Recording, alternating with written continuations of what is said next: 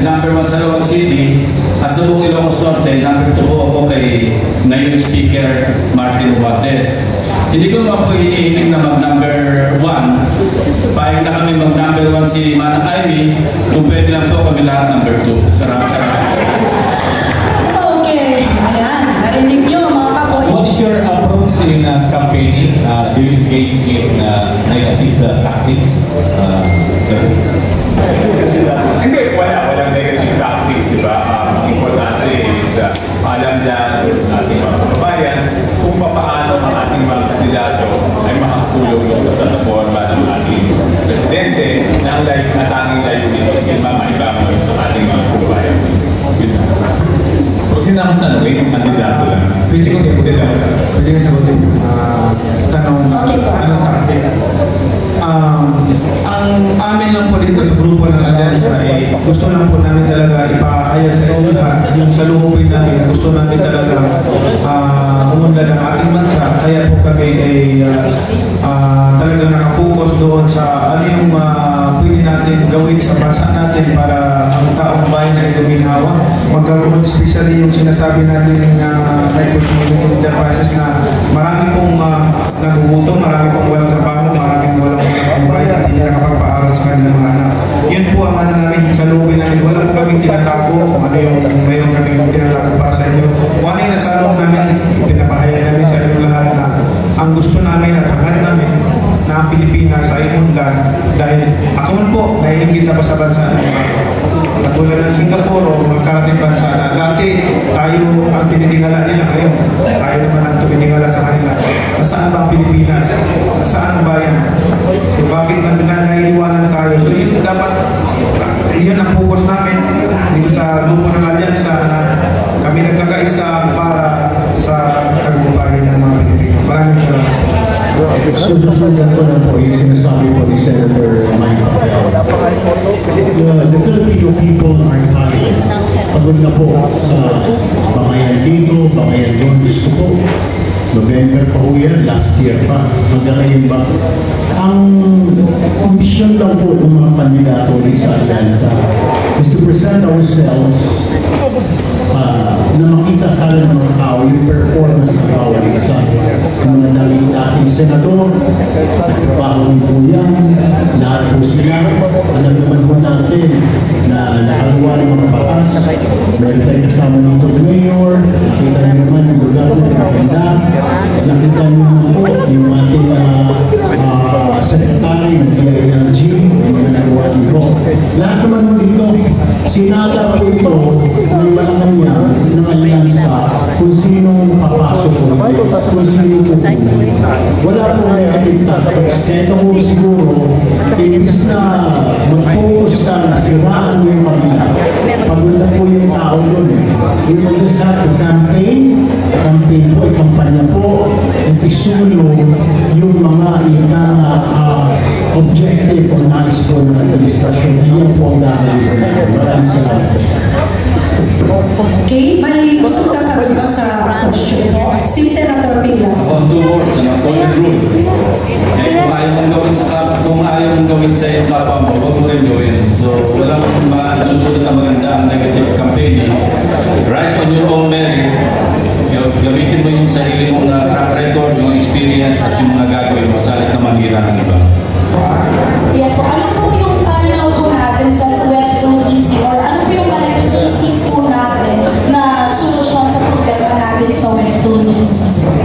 Pero isa po sa kanila, kaya po ako sumama sa Alyansa nito. Nagkakapit sa kami ng pananaw, Presidente BBM.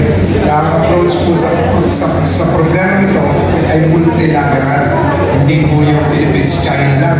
So tama po yung ginagawa, yung exercise ng sa dito, US, Japan, Australia, Philippines, magkakasama. Tama rin po, siguro yung ginatanong lagi, ako po yung gumawa ng batas, yung Philippine Maritime Zones doon, at saka yung Philippine Pelagic Sea Lanes doon. Tama po yung ginagawa ng Coast Guard at Navy ngayon. At tuwing i-challenge nila, ito malapit sa Pangutima Masinto at saka sa Pangasinan, sinasabi po, this is Philippine territory, you're violating the Philippine Maritime Zones, so please leave the country immediately. Tama po yun. Pero mahabang proseso pa ho ito. So, sinimulan po natin yung dalawang batas na yun, which would serve as the legal framework for us to assert and reassert our maritime rights. Thank you, boss. Senator Soto, please. Yes, I originally filed the Philippine Maritime Zones Act in the 18th Congress. Hindi namin naipasa. Buti na lang pinikap ni Senator Gilligan pinasala rito sa 19th Congress. It's as simple as executing the contents and the intents of the law. Kasi yun yung usapan na sinasabi ko kaya kung pinahintun yun. China, meron na yung NASCAR. Kailangan meron tayo na yung NASCAR. Ganun kasi yun, because we cannot leave it to the interpretation of UNCLOS, the United Nations on the Convention on the Law of the Sea, na 200 miles, the radius, pero kailangan magkaroon tayo, hindi kailangan natin. And they must be President Marcos signed it into law. That's why I was thanking him for doing that. So it's a matter of implementing it at this point. Thank you. Well, if there's one thing we should always remember as a country, nanalo tayo sa Philippines. And that victory is ours. Hindi pwede ibigay sa ito, atin ito. And from there, ando na ang multilateral na pagpagay na atin ito. Yun lang. Thank you. Sabi nga po ng Pangulo, not an age. Hindi po bibigay kahit na isang brigada. Pangalawa, thousands of Katipuneros died defending this country. Why shouldn't we? Maraming salamat. Okay, anybody else po? Our Senator was? Wala na yata, okay? Let's give chances to our national media. Ganito na lang po, you raise your hand and then introduce yourself po. Yes, ma'am.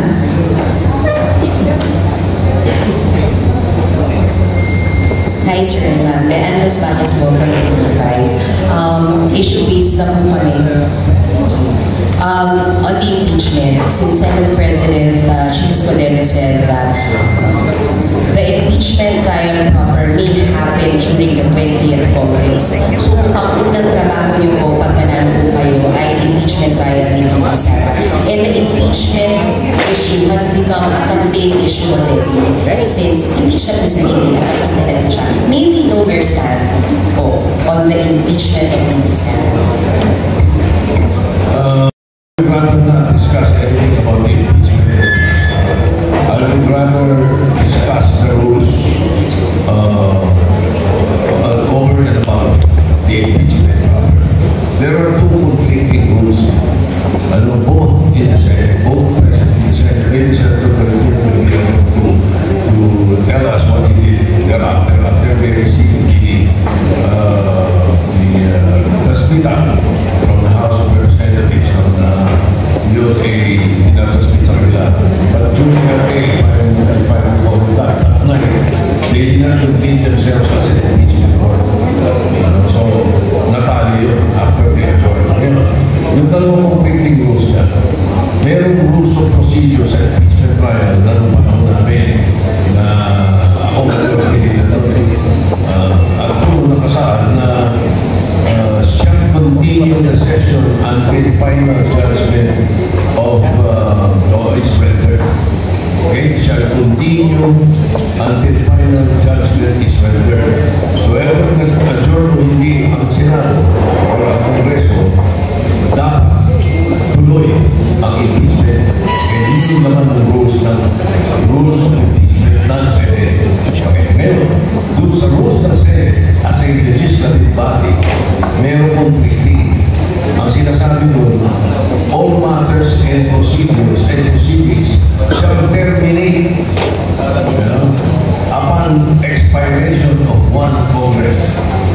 On June 13, the 19th Congress will expire. So conflicting ito ngayon. Ano mangyayari? 100% somebody will take this forward.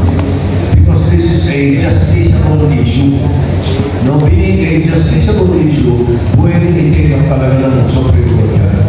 Whether they may continue or not.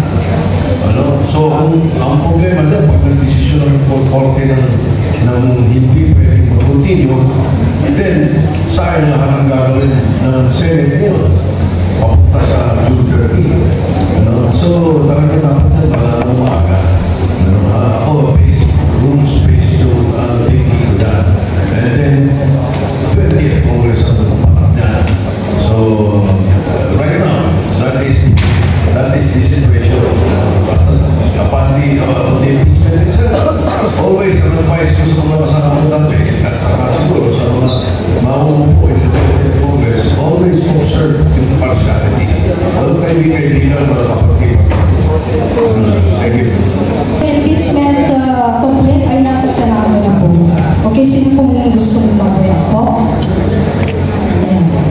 So bali po ako I think because we as senators will be judges.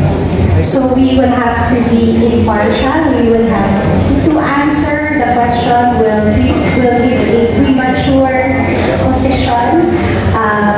Una, makakailangan manalo na kami. Pangalawa, wala naman, personally, wala po akong copy ng articles of impeachment to be able to read the complaint. So it is very, very premature and unfair to give a position on the impeachment this early.